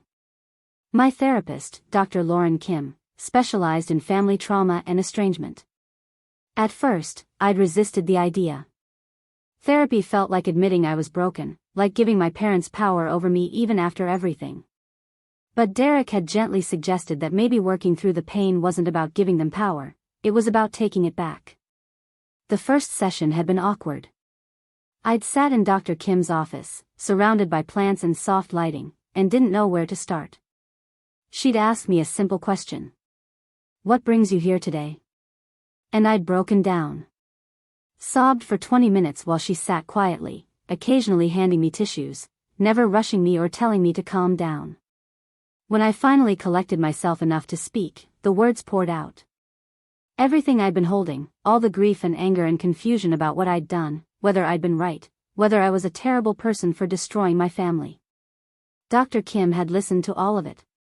Then she'd said something that shifted my entire perspective. You didn't destroy your family. You revealed what it already was. There's a difference between breaking something and exposing that it was always broken. Over the months that followed, we'd worked through layers of trauma I hadn't even realized I was carrying. The hypervigilance that made me constantly scan for criticism. The people-pleasing tendency that made me apologize for existing. The deep-seated belief that love had to be earned through achievement and perfection. Slowly, painfully, I was learning to see myself through different eyes. Not as the disappointing daughter who never measured up, but as a woman who'd survived a toxic family system and had the courage to walk away from it. One session, Dr. Kim had asked me to write a letter to my younger self. Not to send, just as an exercise. I'd gone home and stayed up late writing, tears streaming down my face as I addressed the girl I'd been. Dear Natalie, you are enough. Right now, exactly as you are enough. Your worth isn't determined by your grades or your achievements or how well you match your parents' expectations. You are valuable simply because you exist. The way they treat you isn't your fault. You're not too sensitive, too dramatic, too anything. They're just unable to love you the way you deserve. One day, you'll find people who do. One day, you'll stop trying to earn love and start accepting it freely given. One day, you'll be free. Hold on. It gets better. Reading that letter in Dr. Kim's office the next week had been cathartic. She'd asked how it felt to offer that younger version of myself the compassion I'd been denied. Like giving her something she desperately needed. Like changing the past, even though I can't actually change it. You can change how you relate to it. That's almost as powerful. Work continued to be fulfilling. I'd been promoted to program director at the nonprofit, overseeing initiatives that helped low-income families navigate legal systems. There was deep irony in the fact that I was helping others fight exploitation while having just fought my own battle against it. But it also felt meaningful, like I could use my experience to empower others. One afternoon, a woman came into our office seeking help. Her father-in-law had been managing her husband's inheritance and now refused to release it, claiming it had been poorly invested and lost. As she told her story, I saw myself in her desperation, her confusion, her assumption that family wouldn't deliberately harm her. I helped her connect with resources, gave her information about financial investigation services, explained her legal options. As she left, she gripped my hand. Thank you. My husband thinks I'm crazy for not trusting his father. It helps to know someone believes me. I believe you. And I want you to know that standing up to family is the hardest thing you'll ever do. But staying silent while they hurt you is harder in the long run. After she left, my supervisor Sarah stopped by my desk. That was good work. You have a gift for this, for seeing people and making them feel heard. I had to learn the hard way that being heard matters. Might as well use that for good. In the spring, I got an unexpected message through the nonprofit's website. It was from my father's cousin Margaret, whose inheritance had been stolen. She'd been part of the criminal case, one of several victims who'd testified about my father's theft. The message was brief. I wanted to thank you for your courage. Because of you coming forward, I got my inheritance back. My sister and I were finally able to move forward with our lives. I bought a house last month, something I never thought would be possible. I know standing up to your family cost you dearly. I wanted you to know it meant everything to people like me. I read that message 3 times, then saved it in a folder I'd created for moments when I doubted myself. Those moments still came, usually late at night when my brain wouldn't shut off. Times when I'd wonder if I'd been too harsh, if I should have tried harder to reconcile, if destroying my parents' lives had been worth it. Then I'd remember the other victims. Margaret and her sister. My father's cousins. The family friend whose estate he'd pillaged. All the people who'd suffered because he'd valued money over integrity.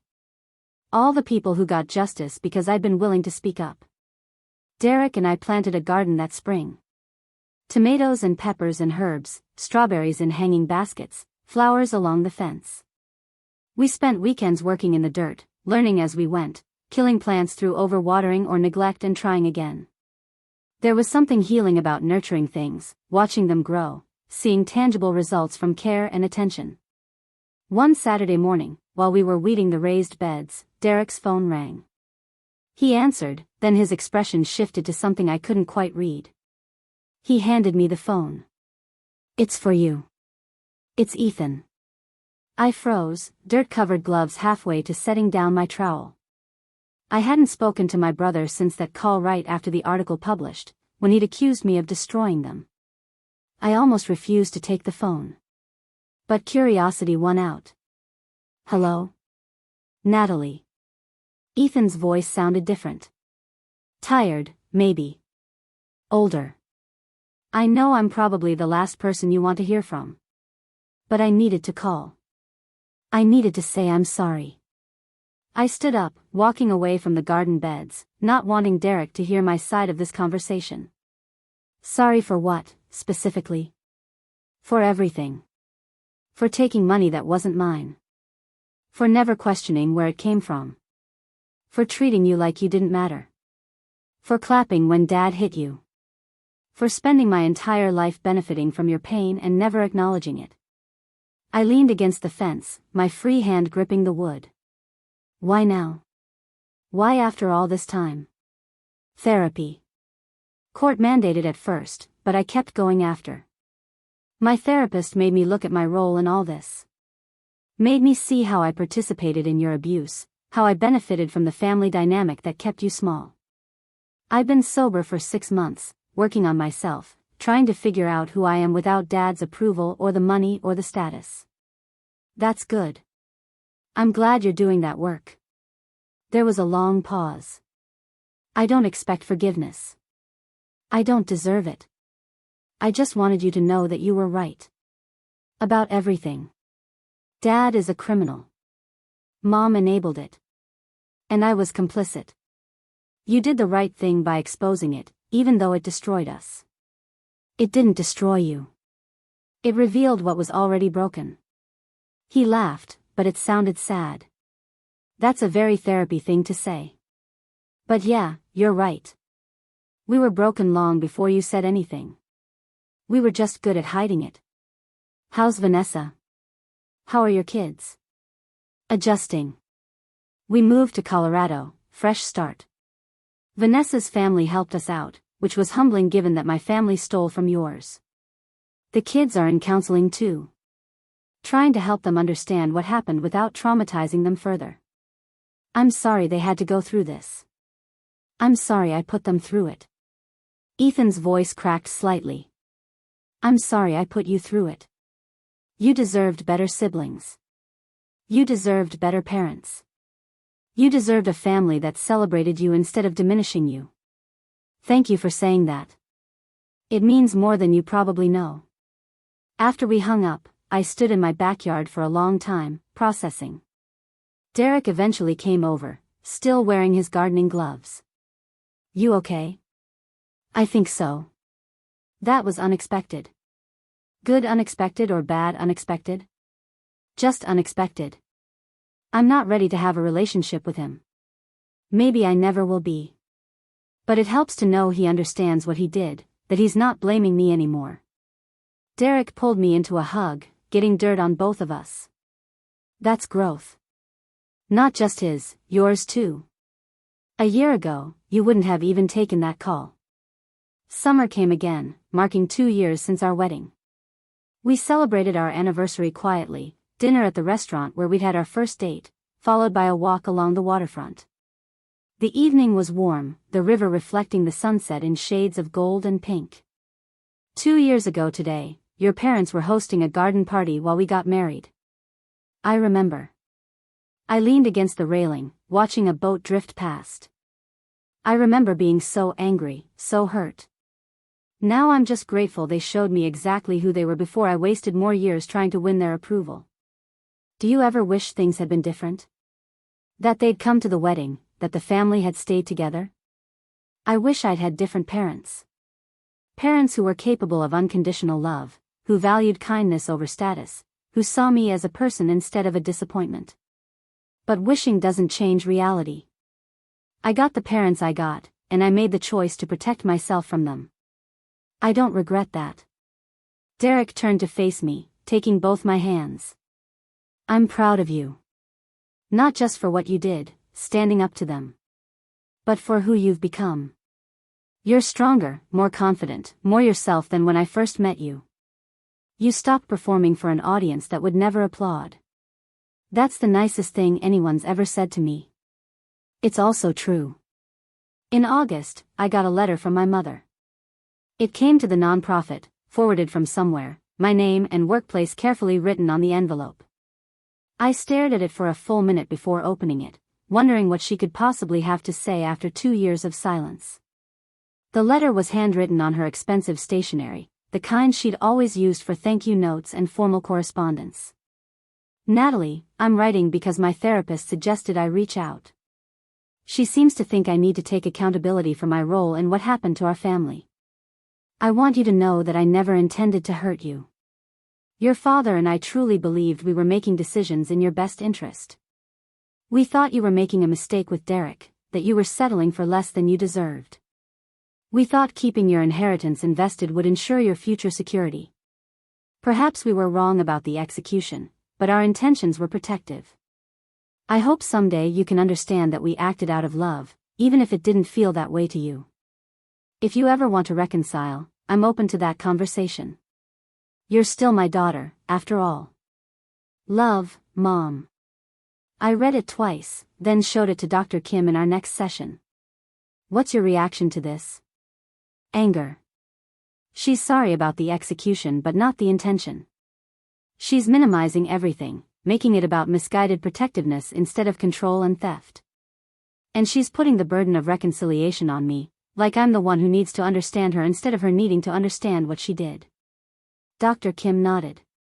Do you want to respond? I thought about it for a long moment. No. Responding would open a door I worked hard to close. She wants absolution without doing the work to earn it. She wants me to make her feel better about her choices. That's not my job. What is your job? To protect myself. To build a life that brings me peace. To stop setting myself on fire to keep them warm. I never responded to the letter. Eventually, I filed it away with the other documentation from that period of my life. Not because I wanted to preserve it, but because my therapist suggested keeping records of their attempts at contact. Just in case. Fall arrived with its characteristic Portland rain. Derek went back to school for the new academic year, energized by his summer break and ready to inspire a new group of students. I continued at the nonprofit, working on expanding our services to reach more families in need. One October afternoon, I was leaving work when I saw him. My father, standing across the street near a coffee shop. He'd been released on parole after serving 2 years of his 4-year sentence. I'd known he was out, Gabrielle had notified me, but I hadn't expected to see him. For a moment, we just stared at each other across the distance. He looked older, grayer, diminished somehow. The confident executive who dominated every room he entered was gone, replaced by someone who looked tired and uncertain. He raised his hand in a tentative wave. I didn't wave back. I turned and walked to my car, my heart pounding but my steps steady. He called out my name. I kept walking. By the time I got home, he'd left a voicemail. I listened to it on speaker while Derek stood beside me. Natalie, it's your father. I saw you today. I wanted to talk, to explain, to apologize. I know I have no right to ask for your time. I know what I did was wrong. Prison gave me a lot of time to think about my choices, about how I treated you, about the damage I caused. I'm not asking for forgiveness. I just want a chance to say I'm sorry. If you're willing to meet, I'll be at the coffee shop near your work tomorrow at noon. If you don't come, I'll understand. I won't contact you again. Derek waited for my reaction. Do you want to go? Part of me does. Part of me wants to hear him apologize, wants to see him take responsibility. But I don't trust it. I don't trust that he's genuinely changed versus just saying what he thinks I want to hear. Then don't go. You don't owe him closure. But maybe I owe myself closure. Maybe I need to look him in the eye and tell him exactly how his actions affected me. Maybe I need to say everything I never got to say. Dr. Kim's emergency line was answered by her service, but she called me back within the hour.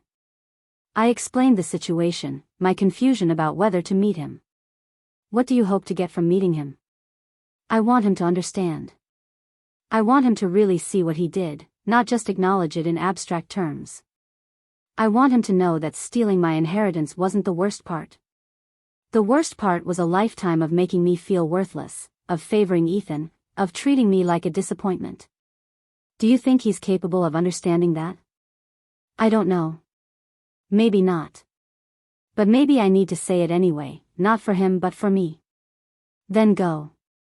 But bring Derek. Meet in public. Set a time limit. You control this conversation, not him. And remember, you don't need his validation. You already have your own. The next day at noon, I walked into that coffee shop with Derek beside me.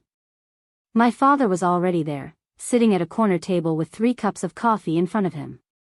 Always the planner, always anticipating needs. He stood when he saw us. Natalie. Derek. Thank you for coming. We sat across from him. I didn't touch the coffee he'd bought. Derek's hand found mine under the table. You wanted to apologize. So apologize. My father flinched at my directness. I'm sorry. For stealing from you, for giving your inheritance to Ethan, for missing your wedding, for every time I made you feel inadequate. I was wrong. About everything. Why did you do it? Not just the stealing. Why did you treat me like I didn't matter?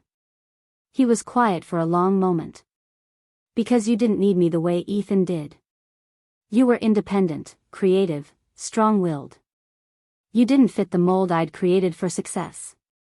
Ethan was easier. He wanted what I wanted, valued what I valued. It was simpler to invest in him because I understood him. So you punished me for being different.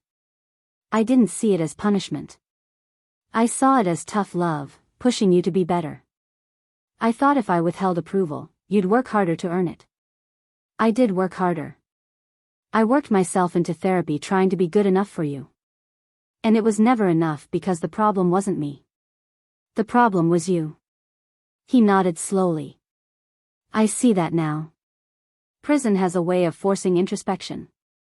I had 2 years to think about my choices, to attend counseling, to read letters from people whose lives I destroyed. Margaret Chen wrote to me. Did you know that? She told me how my theft forced her to delay buying a house, to keep struggling while I used her mother's money for investments. Good. You should know the consequences of your actions. I do. And I know nothing I say can fix it. I can't give you back the years I stole, the confidence I damaged, the relationship we could have had. I just wanted you to know that I understand now. What I did was wrong. You deserved better.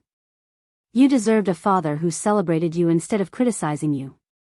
I looked at this man who'd shaped so much of my pain, who'd stolen from me financially and emotionally, who was now sitting across from me diminished and apologetic. I waited to feel something. Satisfaction, vindication, relief.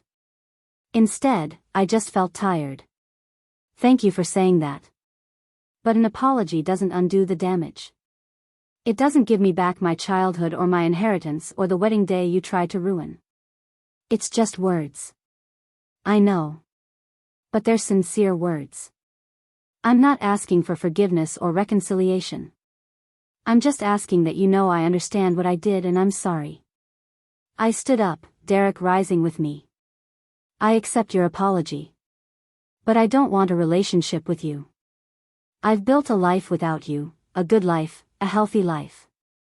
I'm not interested in letting you back in. I understand. And just so we're clear, if you contact me again, I'll consider it harassment. Today was closure. This is goodbye. We walked out of that coffee shop, and I didn't look back. In the car, Derek asked how I felt. Free. Finally, completely free. I don't need his apology to move forward. I already moved forward. This was just closing a door I'd already stopped walking through. That winter, as we approached the holidays, Derek and I started our own traditions. We hosted Thanksgiving at our house, inviting his family, Claire and her partner, Vince, some friends from work. The house was filled with laughter and food and people who actually wanted to be there. Christmas morning, we stayed in our pajamas until noon, opening presents under the small tree we decorated together. No expensive gifts meant to impress, just thoughtful things chosen with care. Derek gave me a journal with a note inside that read, "For writing your next chapter." Not the one they wrote for you, but the one you're writing for yourself. I gave him a framed photo from our wedding day, both of us laughing at something someone had said, pure joy on our faces. Underneath the frame, I'd written, "The day I chose love over approval. Best decision I ever made." As we sat on our couch, surrounded by wrapping paper and the smell of the cinnamon rolls I'd made, I thought about where I'd been 3 years ago. Preparing for a wedding my parents would boycott, discovering theft, starting a legal battle that would consume months of my life. Now I was here. In a home I owned, married to a man who loved me unconditionally, surrounded by chosen family, free from the weight of constantly seeking approval I'd never receive. My phone buzzed with a text from Margaret Chin. "Merry Christmas, Natalie. My sister and I are in our new house, having our first holiday in a home we actually own. Thank you for your courage. You changed our lives." I showed the text to Derek. This is why it was worth it. Not revenge, not vindication. This. Knowing that standing up helped other people stand up too. In the new year, I started writing. Not about my family specifically, but about recognizing toxic patterns, setting boundaries, understanding that family isn't always safe. I started a blog that grew slowly but steadily, people reaching out to share their own stories of family estrangement and healing. One post in particular resonated. I titled it, "The Difference Between Destroying Family and Refusing to Protect Abusers." I wrote about the guilt that comes with exposing family dysfunction, the way society pressures you to maintain relationships even when they're harmful. I wrote about the difference between breaking something and revealing it was already broken. I wrote about choosing yourself without apology. The comments section filled with people sharing their stories. Adult children who'd gone no contact with abusive parents. Siblings who'd had to choose between family loyalty and personal safety. People who'd felt alone in their decisions, finding community with others who understood. One comment stayed with me. "I've been afraid to stand up to my family because I thought it would make me a bad person. Your story showed me that sometimes being a good person means protecting yourself from bad people, even when they're related to you. Thank you for showing me it's possible to survive family estrangement and build a beautiful life anyway." That spring, 3 years after our wedding, Derek and I decided to try for a baby. It felt like the right time, like we'd built a stable enough foundation to bring a child into. The decision came with complicated feelings about becoming parents ourselves when our own parents had failed us in such fundamental ways. One evening, lying in bed, I voiced my fear. What if I'm like them? What if I repeat their patterns? Derek turned to face me. "You won't. You know what damage looks like. You've done the work to heal it. And even if you make mistakes, which all parents do, you'll apologize. You'll take responsibility. You'll never make our child feel like their worth depends on meeting impossible standards." "How do you know?" "Because you already do that with everyone in your life. You celebrate people for who they are, not who you want them to be. You'll do the same with our kid." In May, I found out I was pregnant. We told his family first, gathering them at Helen's house for a casual dinner and revealing the news over dessert. His mother cried happy tears, his aunts immediately started planning a baby shower, his uncles made jokes about teaching the kid to fish. Claire was next, squealing so loud when we told her that Derek joked about hearing damage. She immediately pulled out her phone to start a Pinterest board of nursery ideas, already planning every detail with the same efficiency she'd brought to our wedding. The question of whether to tell my biological family hung unspoken between Derek and me for days. Finally, one evening, I addressed it directly. "I'm not telling them. This baby is part of the family I've built, not the one I escaped. They don't get to know about this joy when they spent years diminishing every other joy I had." Derek nodded. "I support whatever you decide. But just so you know, this kid is going to have so much love from the family that matters. They won't even notice who's missing." He was right. As my pregnancy progressed, I was surrounded by support. Helen threw a baby shower that felt warm and genuine, nothing like the elaborate events my mother had hosted that were more about impressing guests than celebrating the person. Claire organized a meal train for after the baby arrived. Vince bought educational books and told Derek he'd better start reading to the baby in utero. I was 7 months pregnant when I got a message from Ethan. I almost didn't open it, but curiosity won out. I heard through the grapevine that you're expecting. Congratulations. I hope you know I'm happy for you, even though I don't have the right to be part of it. You're going to be an amazing mother. Please give that kid the childhood we didn't get. I showed the message to Derek. He's trying. Trying and succeeding are different things. I put my phone away. I appreciate that he's working on himself. But that doesn't mean I need to include him in my life. Our daughter was born on a rainy October morning, arriving 3 weeks early after a labor that tested every pain management technique we'd learned in childbirth class. When the midwife placed her on my chest, skin to skin, I looked down at this tiny perfect person and felt something shift in my chest. This is what unconditional love feels like. I touched her tiny hand, watched her fingers curl around mine. No performance required, no standards to meet. Just pure love for this person simply because she exists. Derek was crying, pressing a kiss to my forehead and then to our daughters. What do you want to name her? We'd narrowed it down to 2 names but hadn't committed to either. Looking at her now, the choice felt obvious. Hope. Her name is Hope. We brought Hope home to a house full of love. Helen came to stay for the first week, cooking meals and doing laundry while we figured out how to keep a tiny human alive. Claire visited daily with coffee and encouragement. Vince stopped by with children's books, reading to Hope in his gravelly voice while she slept in his arms. Nobody asked about my parents. Nobody suggested they should meet their granddaughter. My chosen family understood that biology doesn't create obligation, that just because someone is related doesn't mean they deserve access to your life. When Hope was 6 weeks old, Derek went back to work, and I started maternity leave from the nonprofit.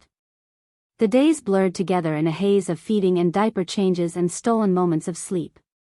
But even in the exhaustion, there was joy. Pure, uncomplicated joy in this small person who depended on us completely. One afternoon, while Hope napped in her bassinet, I sat at my laptop and wrote a post for my blog. I titled it, Breaking the Cycle. I wrote about becoming a parent after escaping a toxic family, about the fear of repeating patterns and the determination to create something different. I wrote about choosing to parent with empathy instead of control, with encouragement instead of criticism, with unconditional love instead of performance-based approval. The post ended with a promise to my daughter. I promise to celebrate who you are instead of trying to mold you into who I want you to be. I promise to apologize when I make mistakes instead of gaslighting you into thinking you're wrong. I promise to show up for your important moments, to value your happiness over social status, to love you without conditions or qualifications. I promise to break the cycle and give you the childhood I deserved but didn't receive. The comments on that post were overwhelming. Hundreds of people sharing their own commitments to breaking cycles, their fears about parenting after trauma, their determination to do better than what was done to them. One comment in particular made me cry. Thank you for showing that it's possible to build a healthy family even when you didn't come from one. Thank you for proving that trauma doesn't have to define your future. My parents were like yours, and I've been terrified of having kids because I don't want to repeat their patterns. Your words gave me hope that I can do this differently. When Hope was 3 months old, my father reached out again. An email this time, carefully worded and humble. Natalie, I heard you had a baby. I'm writing not to ask for anything, but to say congratulations. I hope you and Derek are adjusting well to parenthood. I hope your daughter has the father I failed to be, the grandfather I'll never get to be. I hope she grows up knowing she's loved unconditionally, something I failed to give you. You deserved better. She deserves the best. I'm glad she has you. I read the email twice, then archived it without responding. Derek, feeding Hope a bottle, watched me. Your dad? Yeah. Congratulating us on Hope, being appropriately remorseful. How do you feel about that? Nothing, really. A few years ago, that email would have made me second-guess everything, maybe even consider letting him back in. Now it's just noise. He made his choices. I made mine. We're living with the consequences of both. No regrets? About cutting them off? None. About standing up? None. About building this life? Not a single one. As Hope grew, I watched her discover the world with fresh eyes. Every experience was new, every day an adventure. Derek and I tried to be present for it all, to celebrate her milestones without pressure or comparison, to let her develop at her own pace without forcing her into predetermined molds. When she was 6 months old, pulling herself up to stand and babbling constantly, Claire asked if I ever wondered what my parents were missing. Sometimes. But not in a sad way. More in a "this is what you gave up" way. They chose status over relationship, control over connection. They're missing out on knowing this amazing human because they couldn't love her mother without conditions. Think you'll ever tell Hope about them? When she's old enough to understand, I'll tell her the truth. That I had parents who weren't capable of healthy love, that I made the hard choice to protect myself and subsequently her, that family is about who shows up, not who shares DNA. I'll tell her that sometimes the bravest thing you can do is walk away from people who hurt you, even when the world tells you family should be forever. On Hope's first birthday, we threw a party in our backyard. The garden I'd planted years ago had flourished, providing a green backdrop for the celebration. Hope, in her high chair with frosting all over her face, was surrounded by people who genuinely adored her. Helen, Claire, Vince, Derek's extended family, friends from work, neighbors who'd become close over the years. I looked around at this chosen family we'd built and felt overwhelmed with gratitude. Not in spite of what happened with my biological family, but in some ways because of it. The pain of their rejection had taught me to recognize genuine love when I found it, to value people who showed up over people who made promises. Derek found me during the party cleanup, pulling me aside while Hope napped inside. "What are you thinking about?" That 3.5 years ago, I was standing in a ballroom bleeding from my split lip while my parents hosted a garden party instead of attending my wedding. And now I'm here, in a home I own, with a husband who loves me, a daughter who's healthy and happy, surrounded by people who actually care. The contrast is almost overwhelming. He kissed me softly. "You did that. You fought for this life. You chose healing over appeasing them. You chose us. Best choice I ever made." That evening, after everyone had left and Hope was asleep, I sat on our front porch watching the neighborhood settle into twilight. My phone was full of photos from the party, images of Hope laughing, of family and friends celebrating together, of a life built on love instead of obligation. I thought about the girl I'd been, desperate for her parents' approval, willing to diminish herself to earn scraps of affection. I thought about the woman I'd become, confident enough to walk away from toxicity, strong enough to build something better. The journey hadn't been easy. There were still moments when I doubted myself, when old wounds ached, when I grieved for the family I'd deserved but never had. But those moments were becoming fewer, farther between, easier to navigate. I'd learned that healing isn't linear. Some days I felt completely free from my past. Other days, something would trigger old feelings of inadequacy, old patterns of seeking approval. But I'd built tools to handle those moments. Therapy, supportive relationships, self-compassion, and the knowledge that my worth wasn't determined by anyone's opinion of me. Derek joined me on the porch, 2 glasses of wine in hand. He sat beside me, and we watched the street together in comfortable silence. "What would you tell yourself if you could go back to that night before the wedding?" he asked. "When you were sitting alone, wondering if you'd made the right choice?" "I'd tell her she's braver than she knows.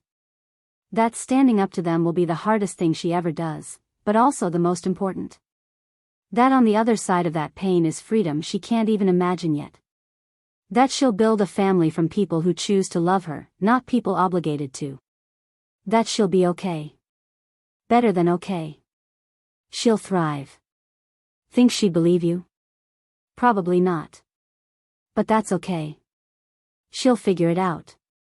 We sat there as darkness fell, the porch light casting a warm glow, our daughter sleeping safely inside, our life stretching ahead full of possibility. I'd walked away from the family that was supposed to love me and found family that actually did. I'd chosen myself over their approval and discovered I didn't need their validation to be whole. The scars from my past would always be part of my story. But they didn't define my present or limit my future. I was more than the daughter they'd rejected. I was a wife, a mother, a friend, an advocate, a survivor who'd become a thriver. And that was enough. I was enough. Not because I'd proven anything to them, but because I'd finally learned to believe it myself. Up next, you've got 2 more standout stories right on your screen. If this one hit the mark, you won't want to pass these up. Just click and check them out.